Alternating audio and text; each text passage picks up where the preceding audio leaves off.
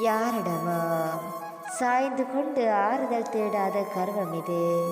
எனவே இந்த புன்னகையில் திமிர் இருக்கத்தான் செய்யும். முடிந்தால் முயன்று பாருங்கள். வேதனையின் போது கண்கள் கலங்கியிருக்கும் போதே உதட்டில் சிரிப்பை கொண்டு வர அது எவ்வளவு கர்வம் நிறைந்தது, அது எவ்வளவு திமிரானது என்று ஒவ்வொரு முறையும் என் மனம் சிதைக்கப்படும் நேரமெல்லாம் நான் செதுக்கப்படுகின்றேன்.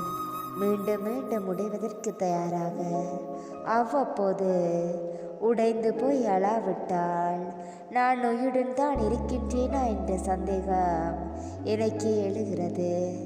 நீ எவ்வளவு வெறுத்தாலும் திரும்ப வந்து பேசுவதற்கு காரணம் வேறு யாரும் இல்லாமல் இல்லை.